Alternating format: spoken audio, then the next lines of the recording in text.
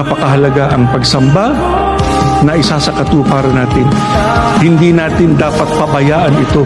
Pagka meron kang problema, lalo na't mabigat ang problema mong dala sa buhay mo, lalo kang dapat na sumamba sapagkat doon mararanasan natin yung pagtulong ng ating Panginoong Diyos.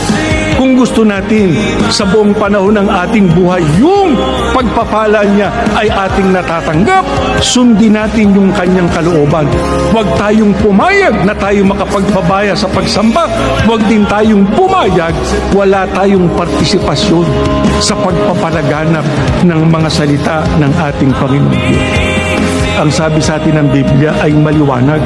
Kailanman, huwag anya kayong makiisa doon sa masasamang bagay na ginagawa ng mga tao sa mundong ito.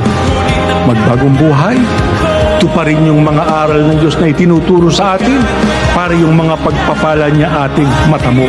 Yung panata na pansarilit pangsambahayan ating isakatuparan. Ano man ang mangyari, pagka ikaw ay laging nananalangin, anong sinasabi sa atin ng ating Panginoong Kristo?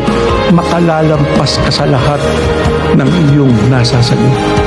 Kung natutupad natin ang mga kalooban ng Diyos na dapat nating gawin, hindi natin napababayaan ating mga sagutin sa Kanya.